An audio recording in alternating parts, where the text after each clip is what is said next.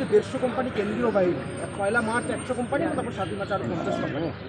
এত আগে দাদা মানে কেন্দ্রীয় বাহিনী আমি এই প্রস্তাব প্রথম আমি দিয়েছিলাম ভারতবর্ষের চিফ ইলেকশন কমিশন। এই প্রস্তাব একইভাবে আমি দিয়েছিলাম সাগরদিঘির ভোটে। সাগরদিঘি যখন উপনির্বাচন হয় তখন আমি বলেছিলাম কেন্দ্রীয় নির্বাচন কমিশনকে যে আগে ভাগে পোস্ট পাঠান, না হলে মানুষের মধ্যে হিম্মত তৈরি হবে না, বিশ্বাস ভরসা সাহস তৈরি হবে না। ভোট হওয়ার দুদিন আগে ফৌজ পাঠিয়ে কোনো লাভ নাই, রাজ্যটার নাম পশ্চিমবঙ্গ।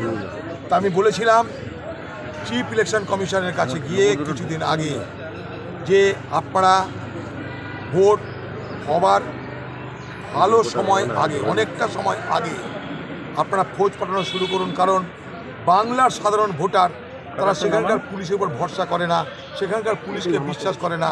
তারা জানে পশ্চিমবঙ্গের পুলিশ তৃণমূলের কথা উঠাবসা করবে, তাদের উপর অত্যাচার করবে, তাদেরকে ভয় দেখাবে, সব কিছু করবে। তাই মানুষের মধ্যে সাহস উৎপন্ন করার জন্য আগে ভাগে সেন্ট্রাল ফোর্স পাঠানো দরকার। আমার প্রস্তাব, আমি কথা বলছিলাম যে আমার প্রস্তাব এটা হয়েছে, কিন্তু আমি এই প্রস্তাব রেখেছিলাম।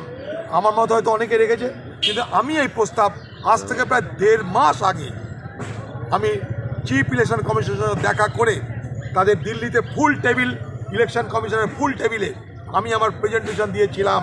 ব্লো বাই ব্লো আমি আমার তরফ থেকে কী হয় সব ব্যাখ্যা করেছিলাম এবং অনুরোধ করেছিলাম যেমনভাবে সাগরদিঘির উপনির্বাচনে আপনাদের অনুরোধ করার পর, দাবি করার পর আপনারা ফৌজ পাঠিয়েছিলেন, সেই একইভাবে শুধু মুর্শিদাবাদ নয় সারা পশ্চিমবঙ্গে নির্বাচনের আগে আপনাদের ফৌজ পাঠানো দরকার।